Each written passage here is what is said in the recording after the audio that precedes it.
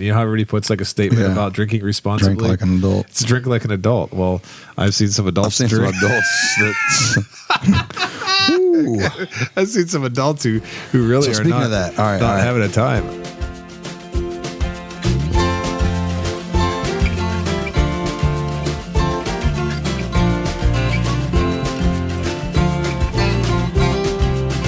Hello, and welcome everyone to episode 122 of the Mashup, the best bourbon conversation you're going to hear all week long. We are your hosts, Kenny and Anthony. How are you doing over there, sir? I'm good, man. Trying to make you laugh, bro. God, the shenanigans. I mean, I always feel good when I get together with you, man, because you're just always doing something that's just got me, got me laughing, which I like to laugh. But I mean, man, I laugh a little bit more sometimes when I'm around you. So gotta have a good time. Gotta have a good time, yeah. Life's too short. I agree. We're blessed. Yeah. You know, yeah, just gotta laugh. That's Shrug right. it off. That's right. That's right. That's what it's all about. So, continuing with our theme a little bit, we've talked a lot about Bourbon Heritage Month, and since we're in the thick of it here, we're halfway through it. I just was reflecting about all the great bourbon experiences that I've had over the years, and there are many. Most of them come in the form of surprises, and a lot of times, a lot of those memories are made when you're mostly with friends and people bring a bottle that's unexpected, or you have a really good night, meeting a lot of new people, stuff like that. But with my kids being so young and everything else, I've had less and less of those experiences during Bourbon Heritage Month. But, I'm hoping I could live vicariously through you, sir. Have you had any great experiences as of late in the bourbon world and the community? Yeah, man. I found a Blanton's with the second N on it for $600 on secondary. I bought that bad boy and cracked it. Did it have the left-facing horse? The left-facing horse also. It was the nectar. Oh, gracious. No, I did, man. We talk about Alves a lot, my boy. Yeah, absolutely. My main man. Yeah. So we, last week, went down to J-Hob. The Bourbon Junkies were in town, Sean and Dan, and they had some friends with them and stuff. So okay. They had a pick at RD1. I can't wait to get that one. Alves, said it was really good. And then they did a pick at Green River, I believe, the following day. But after their RD1 pick, man, we went to J-Hob and just hung out after hours, man. Sweet. Just sat upstairs and chilled. It was really cool. Oh, Fun man. times. Well, so you mentioned the Bourbon Junkies, and I would guess most people who are listening to our podcast have heard of them. But, they have a wildly popular YouTube channel. Huge on YouTube channel, right? Yeah, and how long have they been doing it now? 4 or 5 years? Honestly, I do not know that. I don't know when they started, but they have, they're like lifelong friends, and they have really good banter back and forth. Yeah. So it's like really good chemistry with those two. I do enjoy watching a lot of their videos. Don't always agree with what they pick and say. I don't agree with their palate on a lot of things. Is that why you're on this podcast? No, I'm just kidding. But here's the cool part. Here's the cool part about them. They are 100% true to themselves. Oh, yeah. And that's what's awesome about them. Is they actually legit, real, genuine, awesome people. And that's the thing. Everybody's palate's different. So anything you hear me say or Anthony say, it might not be for you. Right. Exactly. Or you might feel a little bit differently. Take that into account. They don't like anything nuttiness. So like Heaven Hill and General Law, they don't like what that nuttiness, a lot of the beam nuttiness. Oh, that's so sad to hear that. Yeah, but they're true to that, Yeah. So I don't agree with them on a lot of things, but I still love watching their video or hanging out with them and watching some of the videos, because now that I know their palate compared to my palate, I can still take what they say and sometimes know what to buy, not to buy. Right. Things I might enjoy, not enjoy. So, do you remember back when Blue Run did the draft? Do you remember hearing about that? No. Okay, so not to make this about Blue Run, it's dovetailing on your experience there with the Bourbon Junkies. Okay. And so a while back, it was, it's got to be now, I think it was during the spring sometime, earlier in the year. And so Blue Run did this thing called a draft, where they were drafting people for single barrel selections. This is prior to them getting bought by Molson Coors and stuff like that. So they had this event at Bardstown. So Mike Montgomery, one of their chief guys there, he's super nice. I've mentioned before that we're personal friends in terms of, we always message back and forth, and it was really nice to meet him over at that event. And he was nice enough to invite the Mashup over there. So me and Steven went over to Bardstown, and we go into this room And we didn't even talk about this. It just dawned on me the other day we never talked about this experience. And so I'm looking around and I'm like, I feel so out of place here. You know, you ever been like that where you're around like a bunch of bourbon people that are like, they're influencers, they're the people on social media and other people that you should know who they are, but you only know them like passively. But you're like, oh, that person, I recognize them, but I don't know what they do. So I was having that moment. I'm looking around the room, and who do I see standing right in the middle of the room? Bourbon junkies? Well, or which one? Yeah, Dan? I see the bourbon junkies, but I also see your boy Alves. I see Alves, and I mean, I hadn't known Alves that long, and so of course I was like, oh, comfort! I get to go up and talk to Alves. So I'm chatting with him, and then I turn around and I see Dan and Sean, and this is just my personality. Like, I said something to Dan, like, I can't remember what it was. I was like, you believe anything this guy's saying right now, or something like that. Just like I knew him. You know what I mean? That's my thing. I'll just go up to people and start talking to him like I know him. And so I got a chance to chat with them and, you know, tell them I fanboyed a little bit and was like, you know, I really enjoy your guys' YouTube channel. And we chatted, and they were ultra cool. They had been doing a barrel pick somewhere. So they had already had a long day. So I'm not sure how much they remember chatting with me, but I certainly enjoyed the experience. It was nice to hang out. And, of course, Blue Run put on a first-class event.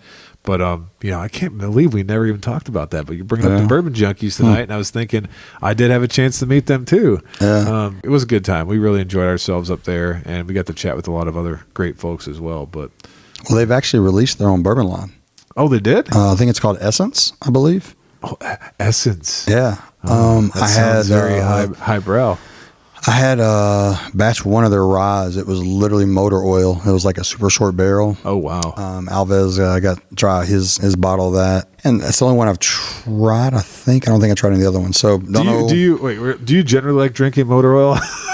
Just messing with you. Some of the best bourbons I've ever had in my life are motor oil. Yeah, there you go. Yeah, that Exxon Valdez. The actual Bourbon Hill 15-year I've got. Yeah, that is motor oil dark. Well, I've got that one that's 1996. Yeah. This is how it worked out. It's the first one I ever bought of that. Right. So it's so amazing. So then I bought another Bourbon Hill, and they don't compare to that one. I don't know if that particular one, and I've lined up like 2 different 96s, a 98 I've got, a 2001, whatever different ones, and you can just look at the color difference. It is just night and day difference. So I started chasing that because how good that one was. But in general, I mean, you know, darker the berry, sweeter the juice. So in general, on bourbon, a lot of things too, it's that darker color, man. That's true. I'm trying to think of something we hit that was ultra dark that I didn't like, and I can't think of anything right now. But do you have any idea what they picked? Because I've been hearing a lot about RD1's single barrel program, but I know it doesn't involve maybe some of the stuff that you see on the shelf. Like they got like yellow birch and so I was told cypress wood. No, I'm just making up stuff now. No, I was told, and then we had a little bit of bourbon. Yeah. And I forgot. But that's how it goes, ladies and gentlemen. But it was definitely not your normal stuff. It was finished in some kind of other kind of woods. It was something that's, like you said, it was off the wall. It was something different. Well, I've noticed that's what RD1's doing now. They're doing a lot of off the wall stuff. So that's probably a good thing. But you can't beat that. So that's awesome. They did a Green River pick. So Liquor Barn not too long ago put out 5 or 4 Green River picks. Oh, really? Barrel picks. Are they still there, or are they sold out? They still have some, but one, once again, was a motor oil dark. Really? And that one sold out instantly. I think it was barrel 4, whatever it was. Yeah. But Green River, couple good things, you know, coming out of there, coming maybe. Well, I drank, what did I drink of Green River? I drank their stuff right when it came out. It was like a $30 bottle. Release, and everybody was like, oh, this is so good. And it was heavy grainy to me, and I was like, it was just meh. Yeah, so, but I mean, they're getting better. I'm glad. The Liquor Barn pick recently, I didn't try all 4 of them, but I just had that one that was the motor oil dark, and it was actually really good. Nice. Well, I'm glad. Thank you, Andrew Hatfield, for that. If you are, there you go. And if you're looking for good bourbon and you don't know what you're looking for, look for the darkest stuff. Is that a fair assessment? In general, yes, 100%. In general, If it is dark, it's going to be more flavorful and better. And you've heard it on the Mashup, so you better go looking for those dark bourbons. It's scientific. Dark. Very good. Very good. So, Kenny, we actually had another shout out this week, another 5-star review. And this came to us from Micus. So I'm not sure if I'm pronouncing that right. You know, these screen names are crazy. Micus P. And the title of the review was Micus P. Does that sound like anything or not? I mean, these screen names are just auto-generated. I don't know where these come from. Okay. But anyway, His review says, just fantastic. He said, always a fun listen. Appreciate your range of bottles you talk about. I'm new on the bourbon journey, and you guys are just a joy to listen to. Doing a swap dive on all the episodes now. Thank you for the great info and fun delivery.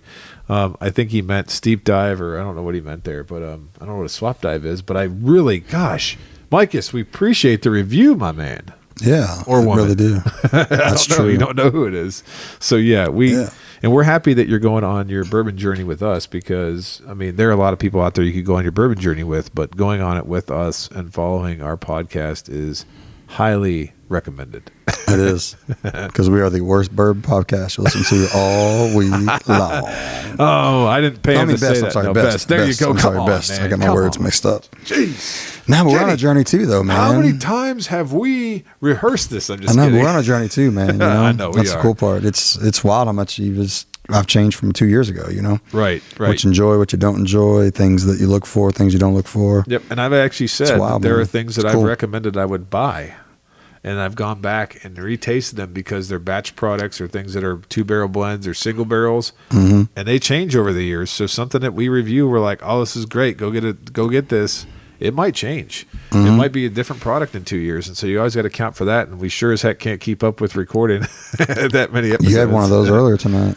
That's right. Did we? Which one? The one that changed. Oh yeah, that's right. So anybody knows me, when I go to sip, I always have a starter. You know, for me, my starter is 1910. Yep. It's 93 proof, toasted. It lets me test, my palate. Did I have something too salty that day, too garlicky? Right. Stressful. Do I have COVID? Whatever. Am I tasting like it's supposed to taste? Shouldn't laugh about that, but it's a reality. It is. Yeah. But so that's my starter, and man, that 1910. The new 1910 is not as good as it was a year and a half ago. Yep. I've got a couple of old labels still left. Yep. And so when I cracked open that newest label one, and I was like, am I off? And it just didn't taste the same. So I went and grabbed my old label and did a fresh crack of an old label. Uh-oh. Yeah, it killed it. Yeah. I don't know why, but yeah. So well, I have also become accustomed to having that starter bourbon at your house, and I did sip about a half an ounce of it before we started recording. Kind of draws you up more. What did I say? I said it was sharp. Sharp. It was really sharp. And usually I get like nice velvety chocolate notes from that. So hopefully it's just that particular run. Yeah. Hopefully just because it's quote unquote new label, maybe that particular batch was just not done the same. Well, damn you, 1910, get it together. That's right. All right. Well. Joking aside, Kenny, we have a pretty special occasion here this evening. And the reason why this is special is because over the course of this podcast, all 120 plus episodes, we've been fortunate to have, at times, distillers, their teams, trust us enough to send us a media sample.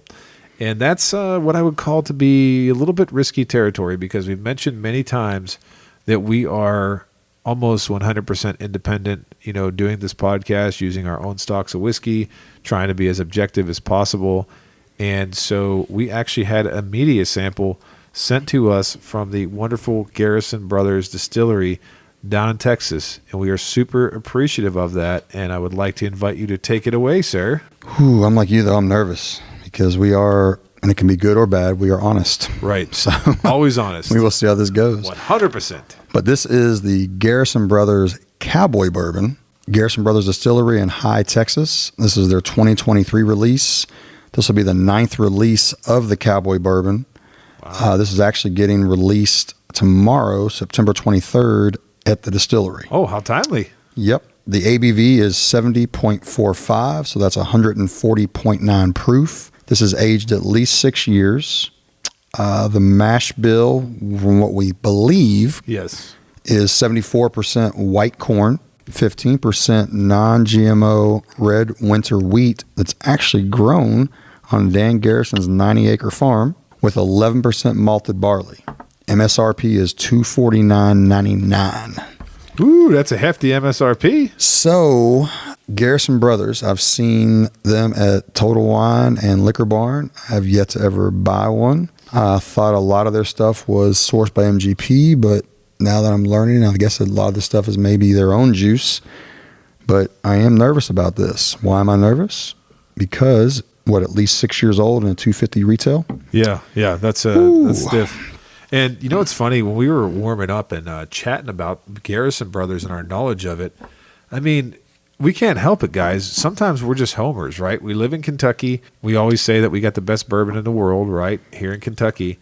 And it's not like we intentionally do it, but I feel like, do you ever feel like you just have blinders where you're like, I'm kind of looking at MGP. It's right there up in Indiana. I'm looking at Tennessee to the south. We got our home state. We got those three right there. And I kind of have tunnel vision where I focus on them.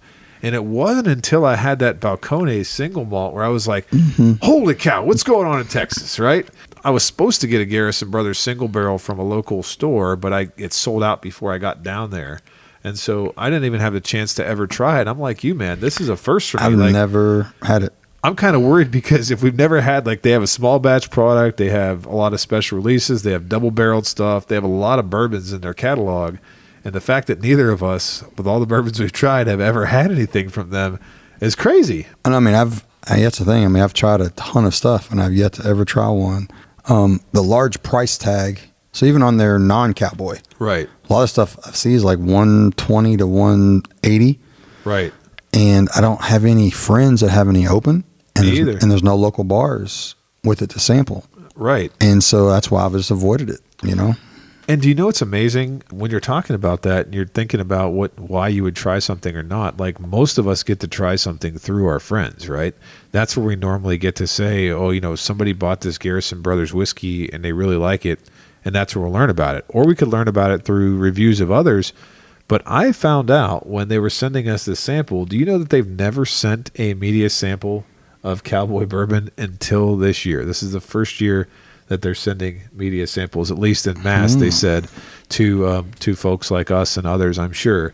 So I felt pretty honored to have the chance to be able to taste something like this. So they refer to this as Nectar of the Gods, man. Nectar of the Gods. On their website, yeah. Well, there you go. Well, I'm hoping it's Nectar of the Gods. And so, Kenny, this might be the smallest bottle in the history of mankind that we can talk about. I have seen the regular Cowboy Bourbon at the store. I've seen it behind the glass in the case. It usually sits in like a nice satin-lined, like, I don't know, custom-built box. It looks great presentation-wise. And then it also has a wax top on their bottle. Yeah. And so they've mimicked it with and it's waxed all the way down. Waxed all the way down. Like all the way down the neck. Right. And they mimicked that with this sample. And so this sample bottle has like a nice presentation to it as well. It's got their nice has their star. The star logo. Yep. It looks like it might actually be signed by their master distiller. Does that look like it's a real signature to you? Now you got to do autograph verification here too. It tastes like a Sharpie. Are you licking the bottle? Oh, come on now. It's hazmat, bro. It is hazmat. Oh. I love some hazmat. Yeah. That's what I'm really interested in. You like high proof? I think that's a real signature. That's pretty awesome. If that's a real signature, it's a nice touch for a. If you look at the face, I think it's a real signature. Yeah. Man. So, I mean, if you're looking for this bottle, you're going to notice it because it stands out. It's waxed all the way down. It has a beautiful star in the middle. It's, I think, a metal star. And then it also has the specks of the whiskey and this sort of metal collar that goes around it. So, yeah, it's a highly attractive bottle from a glass perspective and the way that it looks. And so, did you know that Garrison Brothers was established way back in 2006? Well, once we started talking, once you told me a while back that we got a couple weeks ago, we got that sample in. We started looking up a little bit. They're actually the first legal, they call themselves, the first legal distillery in Texas. Right. I guess, 2006. They were, other than outside of Kentucky, Tennessee, and Indiana. Was that right? I think so. They were the first, whatever they said, first legal. Yeah, it had something to do with how they got their distillery established. I actually wondered when I first saw that they were the first legal distillery in Texas. I wondered how many illegal distilleries there were. Right, like how many are legal? You got the moonshine, you got the still in the backyard. You're making yourself some bathtub gins or some other type of spirits and stuff like that. I didn't realize that they were around that long. And the fact that this is the 9th release of Cowboy Bourbon is pretty crazy. Yeah, I mean, I really didn't know they're back in 2006 because, like I said, I'm young on my whiskey journey, but I just noticed, some real expensive bottles at Total Wine a few times. I always walked past them, and I just, knew Upstart, that was sourcing from MGP or something. Okay. So, well, they may have at some point in time. I'd say in the very beginning they probably did. I mean, who didn't, right? Yeah, a lot of distilleries. I'm interested in this, man. It's dark. We talked about dark. This is dark. It is very dark. Look at that. Yeah. And then looking on their website, I did see where it is a sweet mash. Okay. So it's not a sour mash. So just sweets. Sweet mash, and then the other thing is like when you start thinking about this, I'm trying to think about anything we've tasted on the podcast. When you get deeper into that southern climate, if you're aging stuff in Texas, I gotta imagine that it ages faster, right? Because the climate's so hot. Or what would you say there? I mean, it's a markedly different climate to age in than say Kentucky or farther north, like if you're aging in Michigan or Indiana or Ohio or somewhere. Yeah. What Smoke Wagon's really hot out in Nevada. Yeah. We've got the Rebecca Creek that is MGP sourced, that is done in Texas. Oh, as yeah, well. I forgot about that. And it's pretty dark pretty quick. I guess it's, the heat. But the thing is, I mean, some of those though, especially on Smoke Wagon, a lot of those just are real hot to be hot ethanol pop. So sometimes that heat is not. It might give it the darker color and seem to get that darker color going sooner. But I think just here in Kentucky, man, with the true seasons, with the true hot and the true cold throughout the day, with it going in and out of the wood, I think it's why actually Kentucky's so special. So you definitely pick up some actual uniqueness and things of that nature, maybe that you won't get around here with some of these other climates. But I think what makes it, in general, Kentucky is true legit. It's hot, then it's just like today. I left the house this morning. It was cool. It got hot throughout the day, and now it's cool again. Just the actual interaction of coming in and out of the wood is what makes it so actual special here. Yeah. Well, in the land of the bluegrass. The land of the bluegrass. Well, this is Texas now, and everything is what they do. Everything big in Texas. Bigger in Texas. So, all right, Kenny. Well, I think it's time to get into nosing this. I'm interested in this. Let's see. There's definitely some alcohol in that nose. Yeah, you're definitely going to get some ethanol coming off this, but again, at 141 proof, I've tasted very few bourbons above 140, and this definitely noses like it's 140 proof. So once you get past that ethanol, I'm getting a little bit of like a dark chocolate sweetness. There's like a chocolate sweetness I'm somehow picking up through this. That's what's wild is initially, you got the ethanol, a little pop and sting. Right. But it's wild how I get some sweetness on this. I get like a little bit of a cinnamon and sweetness too. Maybe chocolatey, but definitely cinnamon on that for me at least. Yeah. We'll see if that's on the palate or not. But and then something too. I don't know. I think we talked a while back about like breathing techniques for drinking higher proof bourbon. Yeah. Don't know if we talked about nosing techniques. I don't think we talked about nosing. You got some nosing techniques? Got some nosing techniques. Don't stick your nose in the glass. Yeah, so boy, you trying to be serious over here? No. Not me. I know, just kidding. Go ahead. No. But so Mosick, something to learn from him. Yeah. Because he has a great nose. I do not have a great nose. I'm pretty good on the palate. I think your nose is nice, and I think his nose is nice too. Well, pretty good on the palate. Pretty good. I don't have the best descriptors, but as far as guessing stuff, I'm pretty decent. Yeah. But on the nose, Mosick's nose is great. Mine, I've just got just allergies, man. I'm so congested. As you're going into, you want to swirl the glass. I put my palm over it and pop it sometimes to really release that. Right. But right as you're going in, you're going to have that ethanol gas coming off of there. So right as I go in, I actually puff out my nostrils, just puff into the glass. That little puff of air poofs the ethanol out. Right. So I puff out first, then deep smell in, and then you're mainly getting what is left behind, some of the better, flavors and notes. Yeah. So as you're going in, don't just go in and stick your nose in and just suck in big. Just put your nose in there, pop out, a little pop out of your nose. That'll actually pop the ethanol out. And when I did that, I did pick up, so in addition to, I'm getting a little bit of the cinnamon, I'm still getting chocolate, but I'm getting like a dusty wood note. And when I say dusty, not like dusty old bourbon, I'm talking about like dust on wood. Like I don't know how to describe it. I always describe it like somewhere between grain and lumber smelling. Like kind of like at a rick house? Like a rick house. Like a rick house, but it almost comes off as like a little bit, I hate to say this because it's definitely not the case, but almost like a little bit of younger wood, like a little bit of, if I always say if you take a reciprocating saw and you cut some nice fresh lumber, then that's just another thing that I picked up when I was practicing your breathing technique. So I get the chocolates, the cinnamon. If this is really 6 years old or minimum 6, it's not 7, right? If it says minimum 6, then it's not 7. So if it's between 6 and 7 years old, I mean, this might just be young and youthful and green and, We'll see. But I know that we were kind of in question of wondering, because we've heard they have some different mash bills, if this was the right mash bill, but I can definitely tell that this is a wheated mash bill. And the way I can tell is because I talked to you guys a lot about, on this podcast, about younger versus older wheaters. This smacks to me as a little bit of a younger wheater. Yep. Yeah. I'll tell you one thing, like the Rebecca Creek, they have that Spanish oak. Oh, yeah. Remember that one? It's that twice barrel that was super dark. Remember the Alamo? I mean, I don't know what I'm talking about. Get me out of here. But no, this one. He's cut off. This nose reminds me a little bit of that. That's wild. I don't know if which it's also aged in Texas, but theirs is MGP. But I don't know. This nose is it's interesting. Very rich, little chocolate or cocoa.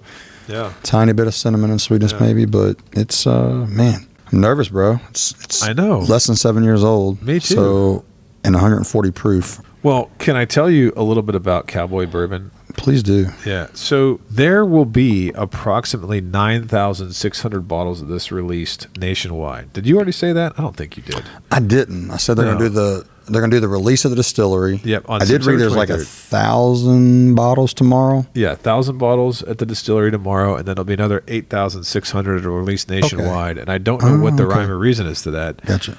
But the master distiller, who has the coolest name I think I've ever seen in my life, by the way, Donis Todd. Did you see his name, Donis Todd? I did not. It sounds, I'm a big wrestling fan, so I don't know why. When I was reading a lot about the Garrison Brothers, I saw Dan Garrison, Donis Todd, Charlie Garrison. I thought they'd make like a heck of a wrestling tag team or something. And maybe they aren't even into wrestling, but I definitely think with a name like Donis Todd that the distiller could be a wrestler. Could be. Well, they have that. They have that actual jewel. Looks like a star jewel there on their. There you go. On their logo. That's right. So Cowboy Bourbon, he says, comes from what they describe, and this is from the press release, the piggy bank of barrels that are just too flavorful on first taste to bottle. He patiently saves and collects these specific barrels daily, monthly, and yearly, does taste tests, and then combines them into what ends up being this batch of Cowboy Bourbon. And so they talk about how the Texas heat contributes to the differences in the flavor of this. And they always talk about how some of these barrels, because of the high temperature and high entry proof, end up empty by the time that they find them, which I think is pretty interesting. I bet just with the evaporation. Yeah. It's like but I've had some very short barrels of Russells before. Right. It's like a hidden jewel, man. You'll find that. It's just somehow I don't know why. The actual Boone County, the actual Jayhaw pick. Yep. It was a 7-year, but it was a super shorty. And it's just something about when there's that much air in there and it's still sealed up, and I don't know what happens, man. But so if these are a bunch of short barrels that they're blending in and batching in together, man, this could be magical. Or since it's 6 years old, 140 proof wheater, this could be not so good. And we'll never get another media sample again. Oh, man, I would hope they wouldn't do us like that, but you never know. Yeah, I hope that it would be something that we would like enough. But, that's the thing, though. When you're putting together cast strength, uncut, unfiltered bourbon like this, I mean, it's just insane. And you know how you've been to rick houses here in Kentucky. You know how sometimes you can see different animals and things in the rick houses? Mm-hmm. I was watching a video on YouTube. I don't remember who did it, but somebody went and did a distillery tour down there. Okay. And I don't even know how to set the stage for you. Like, I don't know what you'd imagine it'd be like at their distillery. At the Garrison Brothers. Yeah, at Garrison Brothers. But I was just like, I had my own imagination, and this video actually exceeded what my expectations were. Like, they were driving barrels around on wagons and stuff, and really, in the rick house, which is actually like a barn. They have like barn style rick houses. I think it was Dan Garrison, who was part of the tour, was giving this gentleman the tour who was doing the video, said that one time they had somebody down there for a single barrel pick, and as they were getting ready to do it, there was a rattlesnake underneath the bottom set of barrels that was kind of like showing itself. And then somebody came up with a shovel and cut the rattlesnake in half. And the guy was like, wow. I think I want that barrel. I want that barrel that the rattlesnake was under. I was like, no way. So I was watching this on YouTube and I was like, man, this seems like the kind of place that, I mean, I'd be like excited to hang out in, but talk about the terroir of the region. Rattlesnake under pick. Rattlesnake underneath the barrels and stuff. So you're talking about seeing some mice and cats and stuff in the warehouses in Kentucky. You probably aren't going to see any rattlesnakes. Oh my God. Could you imagine being on a barrel pick? That would freak me out a little bit. That would. I'd say go in for a taste, man.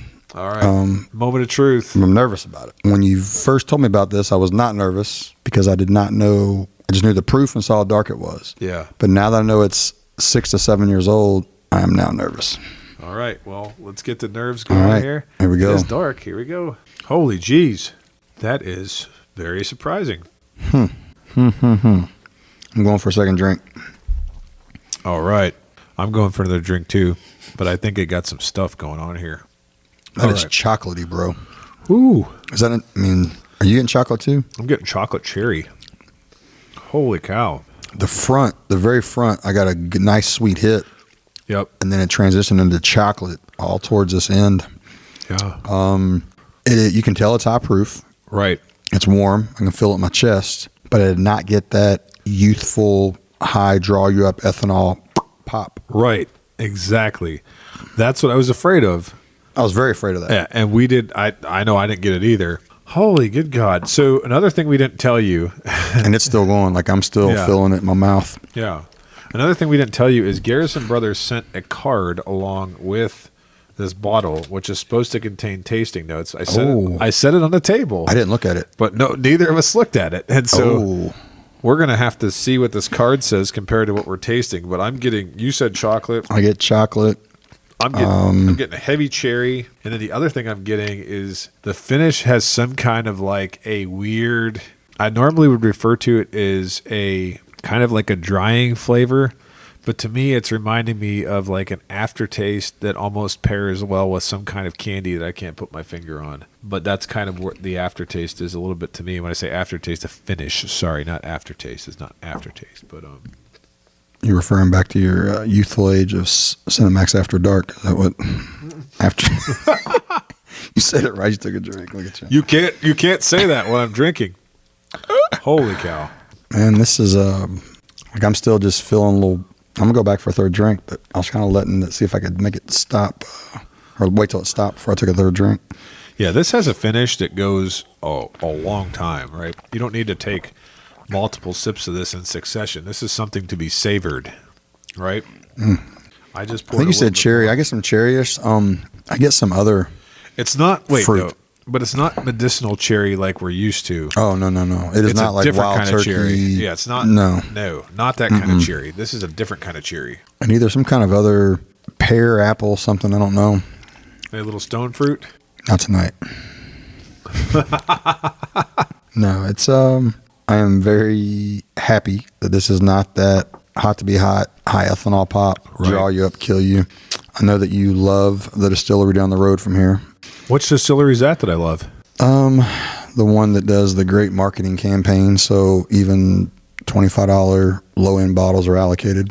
You mean Tater Trace, Land of the Whalers? Yeah. So Stag Junior to me is not good, right? At all. I agree. It is hot to be hot. It is not good. People that say they like it, I question them. You put it in a blind, and it's hot to be hot, right?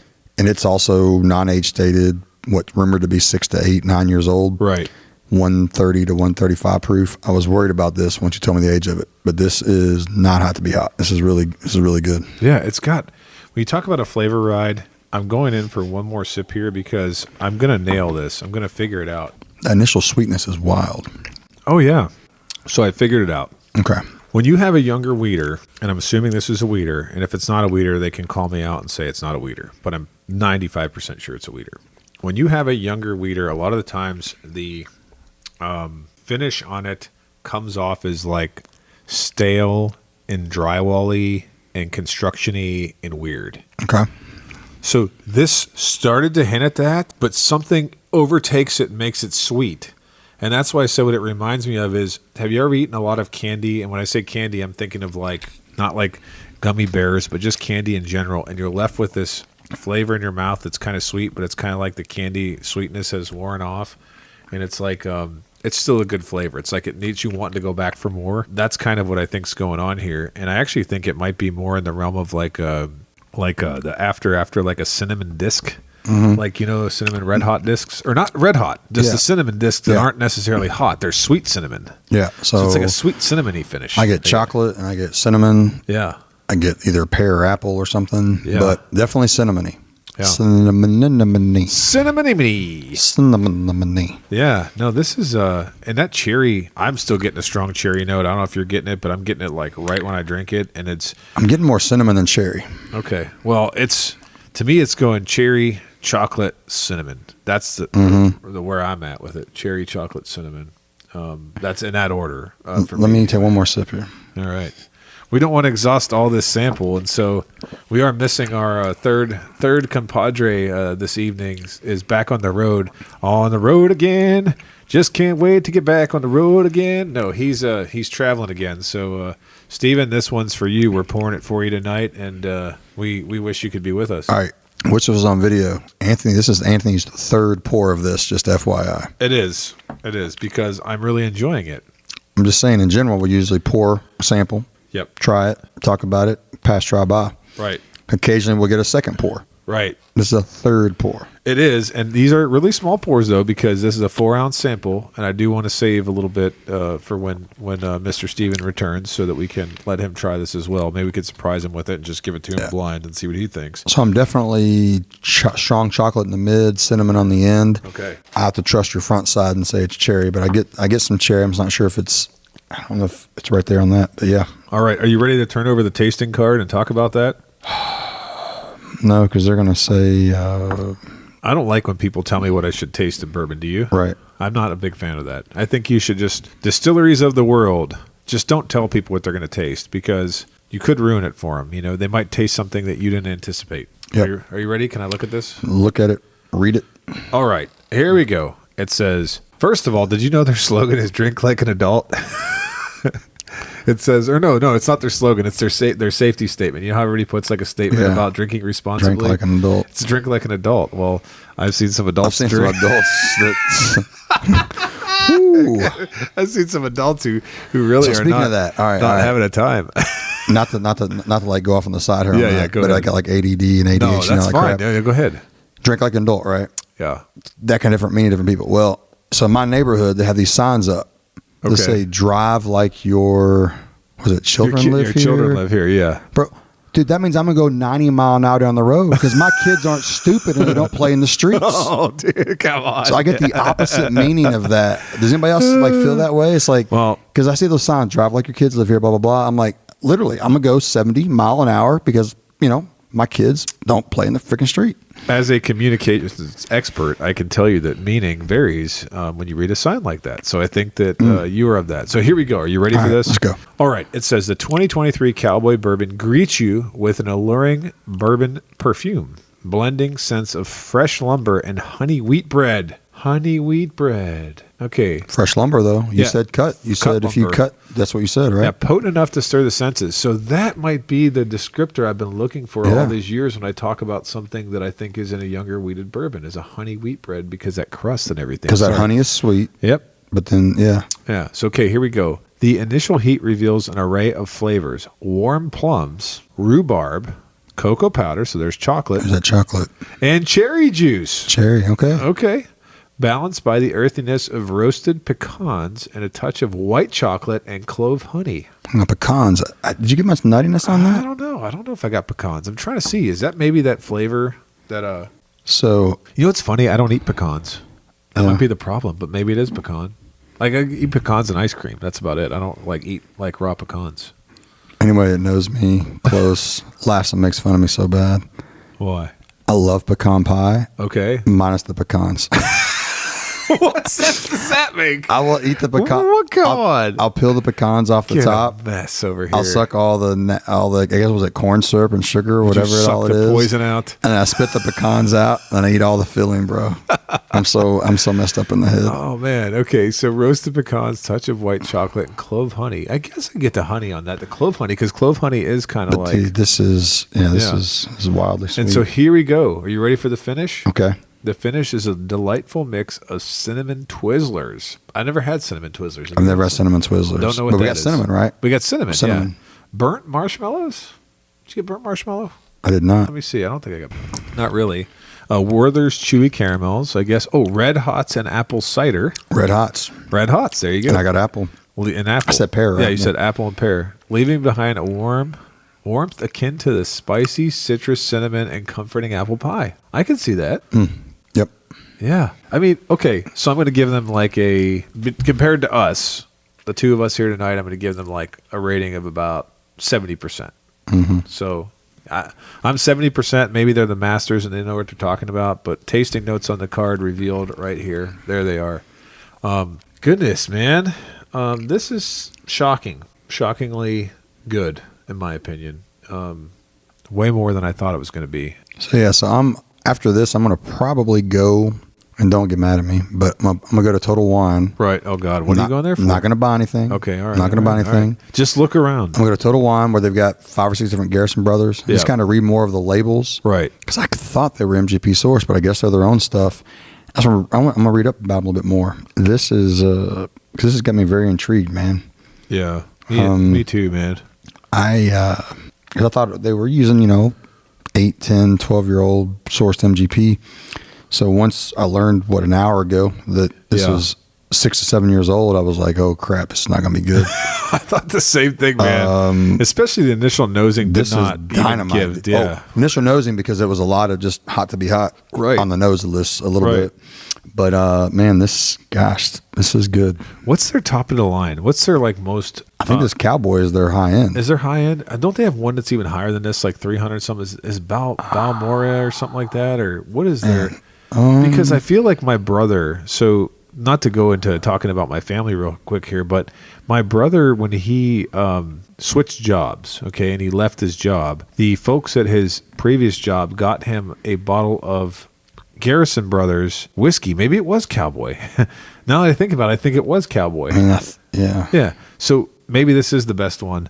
And so I think he has that bottle in his place, and he hasn't opened it yet. So now I'm going to have to tell him we got to open that because I think it was probably been 3 years ago. Oh, no, you're right. All right. So I'm going to their website, and I'm assuming they're going from lowest to highest. They say small batch. Right. Then they say single barrel. Then they say Cowboy. Then they say not diarrhea. Balmoral or whatever that is. Balmoral. I know. I always have that same visceral reaction to that name. Twice barreled bourbon whiskey. Okay. Then they've got Laguna Madre.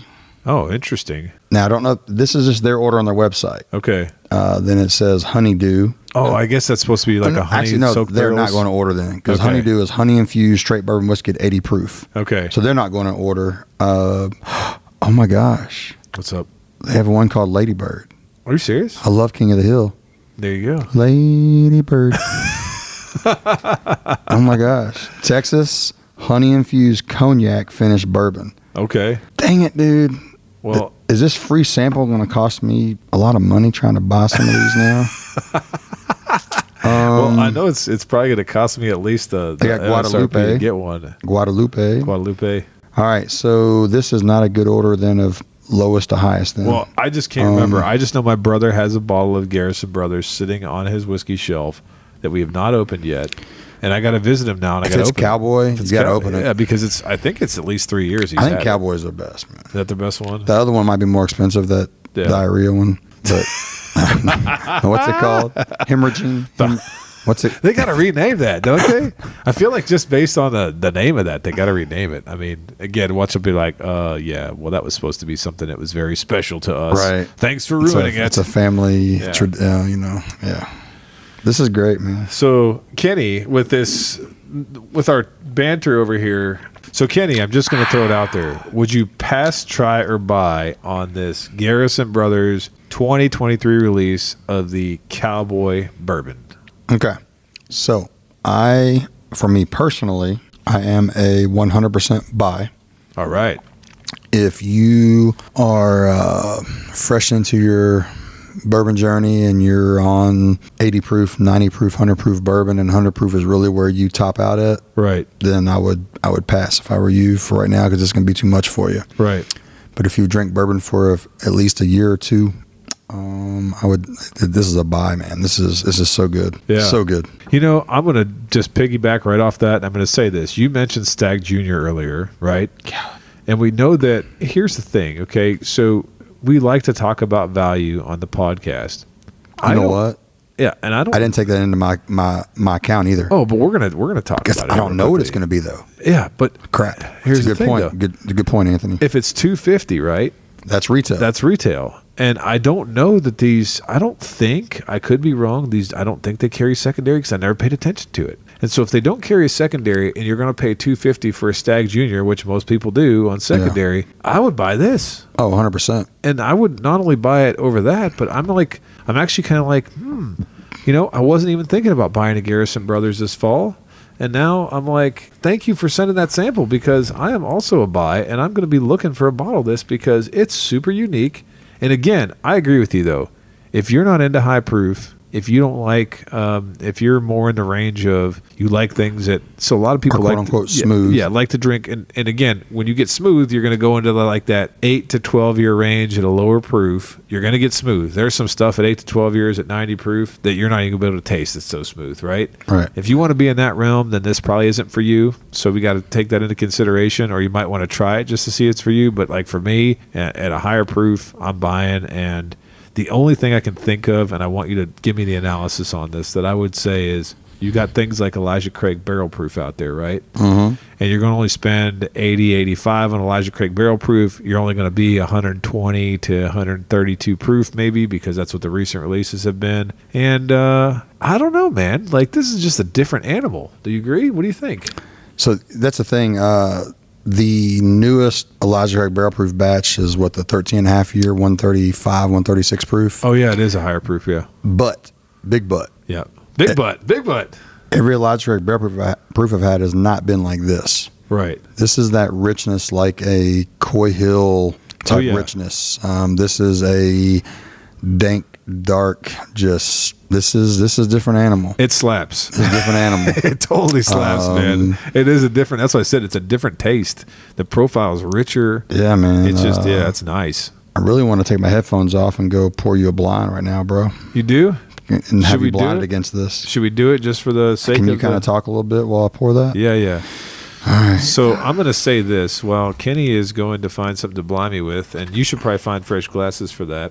While he's preparing his blind, I can say this. I didn't do any research on what it's like down at the distillery on release day. And I know that this episode of the podcast is going to be hitting the day before this thing releases, but I hope it's like a raucous atmosphere, and but you know, a controlled one, because we've seen how releases go down here and how they're kind of crazy.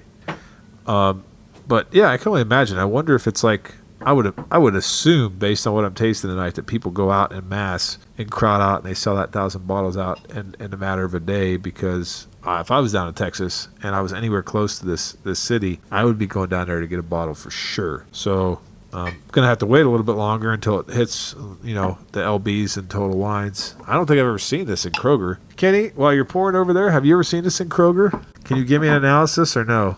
Hang on. Okay, that microphone will pick it up. Just yell it out. I've never seen Garrison Brothers in Kroger. Have you? I have not. I've seen Garrison Brothers at Liquor Barn and Total Wine. And Total Wine. So I got no idea what I got here? No idea what you got. So the thing, and the reason I said I got to go to Total Wine to look, right, is the Liquor Barn is like up on the top shelf behind where you check out, where all the weird actual tequilas are. Right. Like you can't even like go browse them. So I'm sure their actual sales probably suck on Garrison Brothers, because you can't even touch them, see them, feel them, read them. It's like literally, no, you have to go behind the register. Oh, really? Like literally behind the register. As in, I told a lady the other day when I was there, I was like, hey, I want to go look at that Garrison Brother, because once we had that sample, I was going to see if they had any Cowboy at Liquor Barn. Yep. And so I literally had it was like I was an employee. It was weird. I was behind the counter. You know what you should do? We should tell Donis about that. He sounds like he'd go in there and make sure that wasn't tucked behind the shelf. You don't want Donis. What you gonna do when Donis comes? You're gonna crank that knob beyond the breaking point. All right, here we go. So I tell you what, though, man, I'm this is like finding a jewel, man. I think this is like finding a jewel, bro. All right, just like a little hidden spiritual experience. I was thinking the same thing. Yeah, man. I just because I was honestly thinking we were gonna get like in a situation where we always joked like way back we got our first media sample here on the Mashup podcast when Michael was with us. I'll never forget it. He said, "Well, I hope that we're as excited about this or whatever." He goes, "Because if we're not," he said, "I'm sure we're gonna get a bill for this bottle." That's what he said, and I was laughing so hard. I'm like, "Yeah, he's right. We might get a bill for the bottle." And unfortunately, I can't remember. I think that was Watershed out of Columbus, Ohio. I mean, there's good potential there, but we did not like that 4-year-old bourbon that we tasted from them a long time ago. But I'm sure they got different stuff now. But I remember that he said they're going to send us a bill for the bottle, and yeah. Well, once I found out an hour ago, this was a 6-year, 7-year, 6.5 year. I was thinking I'm gonna get like a Stag Junior mixed with Hidden Barn. I was gonna get like just young and just grainy, corn forward. The grain and is that what I was wheat, is just where young wheater. But man, it was a different animal, bro. So you poured this blind for us here. Yep. And this is gonna either solidify or make us question what we just said in the past try or buy. I might have poured something better. Oh, about that. So I tasted the left glass first. I'm not sure what's in there, but I don't think it's a Garrison Brothers, actually. All right. So I hope I don't eat crow on this because I can tell which one the Garrison Brothers is just because we drank it. Yep. And now I just have to decide whether I like it better than whatever you poured. Right. And that's the thing. It is so unique and different that, especially after just having it, you're not going to, it's not going to fool you. Not forgetting it. Right. Exactly. But that's definitely weeder, bro. It's got to be weeder. Like I said, that their mash bill's not disclosed. On this particular one, they've had a few mash bills, but they definitely taste weeder on that. Oh, man, you did pour something nice, though. Yeah, I did. Whatever you poured it against is really nice. Really good. I think whatever you poured, though, is definitely lower proof. Do you pour lower proof? I don't know. Oh, you don't know? Okay. Well, I'm just trying to think So I poured you a really good Buffalo Trace store pick. Oh, you did? No. Oh, come on. It's like, get out of here. No. I poured you something that's, I don't know, man. What do you think, man? I'm going to take a sip of it here, and I'm going to tell you what I think. All right. But while he's doing that, man, I do encourage our listeners just to blind, like truly, truly blind, man.